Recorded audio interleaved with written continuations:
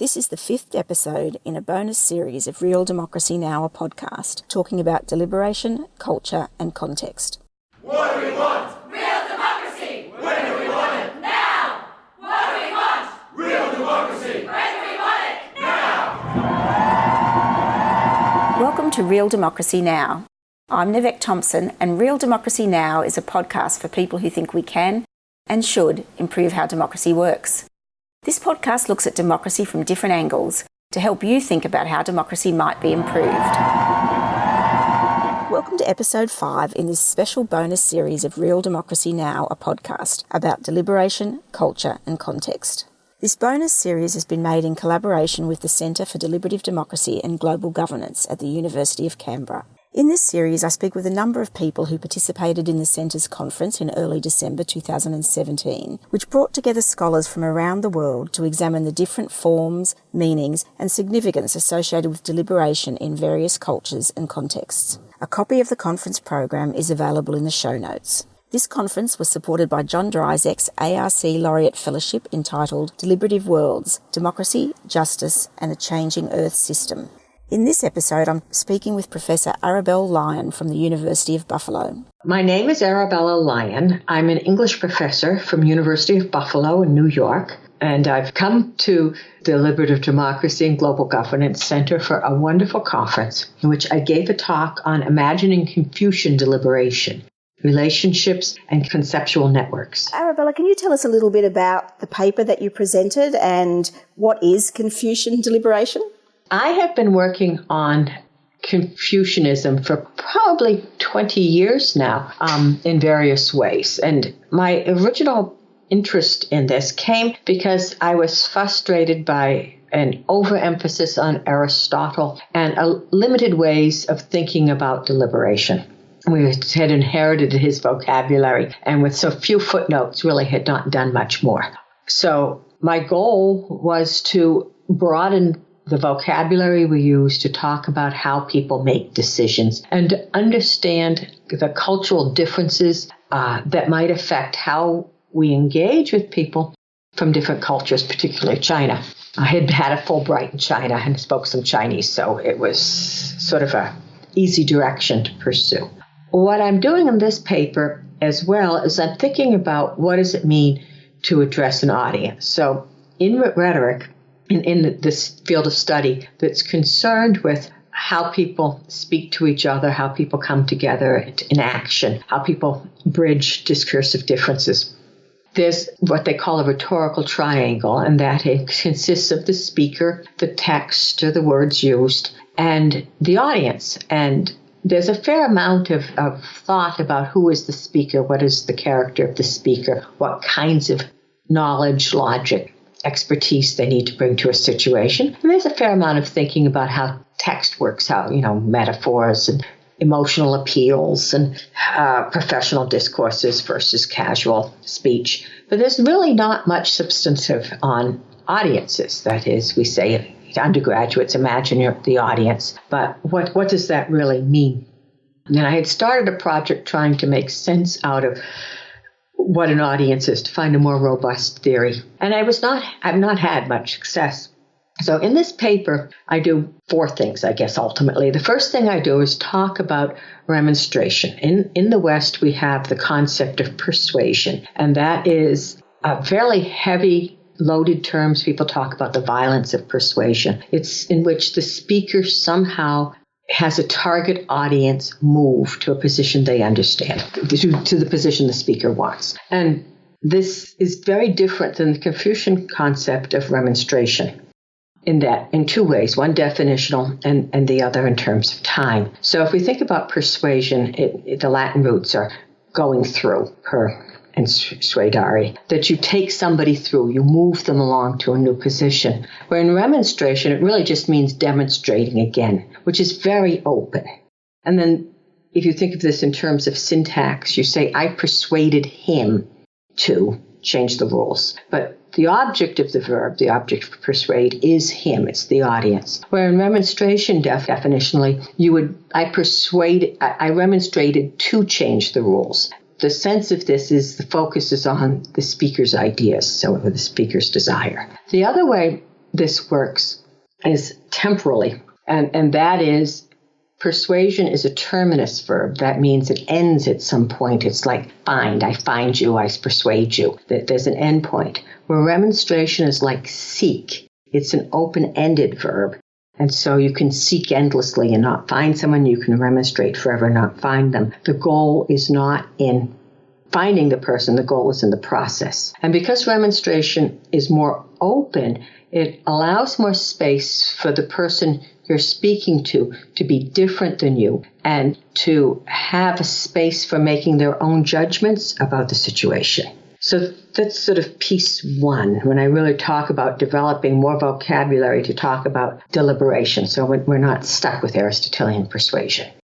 The second part of the paper looks at a particular clause, a particular set of concepts in Confucianism that help us make sense of how Confucian, and by Confucian I'm using a very specific, I should have said this earlier perhaps, a very specific text because there's such a long tradition of Confucianism. I'm looking at the Analects. So how does the Analects present the possibility of having an audience? And I developed some concepts that are important. One is Ren, which is the idea often translated as benevolence, but I translate it as humaneness, that talks about what does it mean to be a human being, to be humane, and to be part of humanity. And the character for Ren is basically the figure for person as well as the number 2, implying the sociality of relationship within the concept of Ren. The second concept I look at in some detail is the idea of ritual, which is very important in the context of the Analects. And rituals here can be everyday rituals, but they are, in fact, things we do that discipline us to the cultural norms. But they are not static. They are generative and creative because they are adaptable over time and they respond to their situation.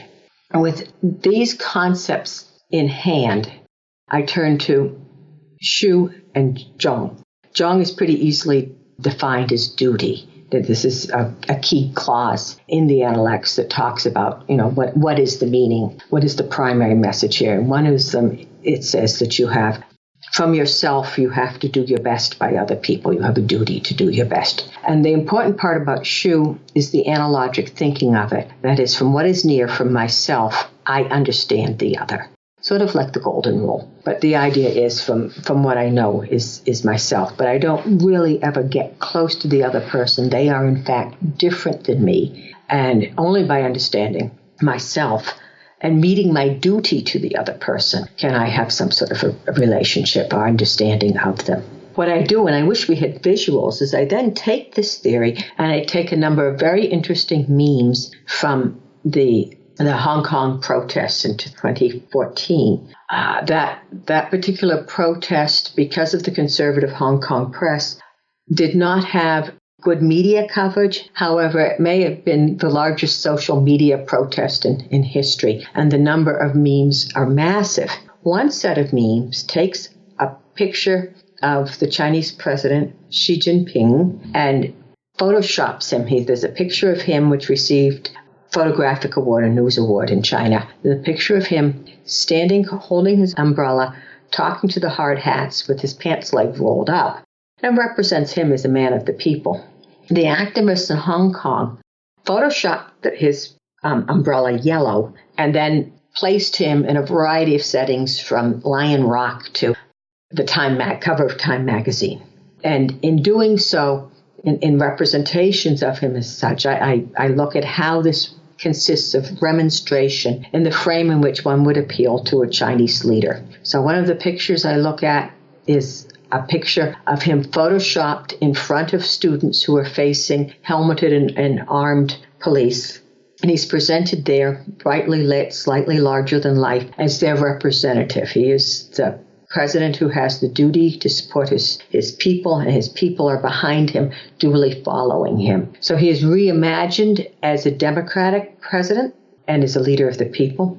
I look at another meme of him where he is photoshopped on the cover of Time magazine. The original cover of Time had a protester emerging from a cloud of tear gas. This is now the president emerging from a tear gas. And I talk about how the student protester, the artist, represents Xi to the world as the person who should be on Time magazine, that he is in fact the world leader for the people. And what this means about her duty to respect him and to understand that he is under attack from all sides. I then look at a third meme that's a reproduction of Marguerite's Golconda, that picture of French bourgeois businessmen with umbrellas. No, they don't have umbrellas, but sort of raining from the sky. And rather than having this picture of anonymity, sort of bourgeois conformity, the student protester replaced the businessman with the yellow umbrellaed president. And I argue with some care that this is a representation of the superiorness of the president, but as well an egalitarian move in the proliferations of the image of him reigning. It is a representation of the multiplicity, which is democracy. Having done that, I talk about how the memes are important as tracing the remnants of Confucian culture, even among revolutionary students, that the 2,500-year tradition of Confucianism is deeply embedded in the culture, as is sort of the students appealing to the president bypassing the corrupt leaders in the middle to go to the emperor who represents the ultimate good. Having made that argument, I then turn to look at what would this reading of the Analects say to deliberative democracies. Now, this is sort of a strange move to make, but I thought since I was speaking to people who did deliberative democracy, I should try to engage, or have the Analects engage, the values of my audience. So I take three sort of standard moves in deliberative democracy: reciprocity, publicity, and accountability, which are very specific moves. Reciprocity is about being open to the other person, and publicity is about transparency of information and justifications within democratic institutions, and accountability is accountability of the institutions to the civilians. That's Gutman and Thomas. And I look at what could Confucius say back. Now, I'm working with a very different text in a very different place. The Analects comes about in response to the end of warrior culture. So it has a lot of individualism and a lot of emphasis on virtue with that VIR sort of masculinity emphasis. And so there's a sense in which those values are being preserved against the influx of artisans and bureaucrats. Even so, I do find some ways in which this speaks back. So Shu, the concept of the analogic other, it is often translated as reciprocity because it comes in the tradition of the golden rule of categorical imperative, in which there is an assumption of reciprocity between people. I do not find Confucius as being quite so reciprocal. That is, it is from myself that I imagine you. But it does at least have a frame for reciprocity in there. I don't talk about publicity per se, but I talk about public life being constructed in the Analects through doing one's duty and through rituals, both of which are public embodied enactments of shared community discourses and symbol systems. And I talk about accountability through Confucius' ideas of you have to cultivate Ren, you have to cultivate your humaneness, you have to be proper in your use of names. You have to attune the names to the situation, because language is so important for proceeding and understanding. And the third point is that you have to be honest in what you say. And so there is an individual sense of accountability within the Analects. And that's basically the paper. I do say that perhaps Confucianism, or the Analects, is too ideal, that Rawls expects political philosophies to be realistically utopian, and this deep sense of harmony may not be sufficiently realistic. But when you look at the idea of deliberation being a very slow process that is deeply involved in the individual themselves changing, not changing the other, but actually changing yourself, that it may be a more realistic view, because real change in ideas takes a long time, and it's not something that's quickly done in a persuasive moment. So that's the end of the paper. That's fascinating. I haven't really, I don't know much about Confucianism, so that was really fascinating. And I understand from Nicole that at the conference you posed a question for the participants around what do we get out of judging other cultures. And I'd be interested to know, why did you ask that question and what for you is the answer? Well, I think that there's a tendency for people to understand the deliberative democratic values as an absolute good. And I don't even know that that's a controversial position. But many cultures have a different approach to understanding deliberation. Many cultures aren't democratic, or they're democratic in ways that aren't pure by democratic deliberative standards. When you have the sense that it is a normative practice, that we should be judging other cultures, that we should be judging their deliberative processes, I don't know what you get. I mean, what is your goal in making the judgment? What is important from my point of view is understanding the cultures, understanding the scripts and practices that work in that culture. They're not uniform. They're not homogenous. But you have to understand those cultures. You have to be in conversation with people in the cultures. You have to empower people whose values may be closer, not identical, but closer to your own. Because cultures do not change from outside judgments. It really is an internal process in which people who participate in the culture learn to act in new ways. So that was the source of my question. I'm not sure what I get from judging another culture. I think it's much harder and much more useful to understand the culture and engage in a conversation. You mentioned there that you're more interested in what works. And I wondered, from whose perspective do you make the judgment about whether something works or not? At some level, it's whether the conversation can go on.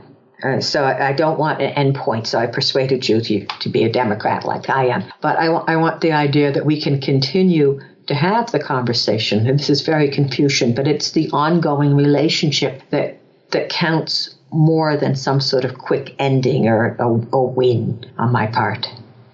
As I said, I don't know a lot about Confucianism. So is there anything else you'd like to sort of share with the podcast audience that I perhaps haven't drawn out? I hope people listening to this will be really open and curious about how other cultures work. That's simplistic, but I think the rush to judgment is problematic. It's much more interesting to figure out how they're working and what is there that is diverse, different. In future episodes in this bonus series, I'll be speaking to other people who presented at the conference about their papers, as well as some of those who were on the final roundtable, reflecting on the conference overall.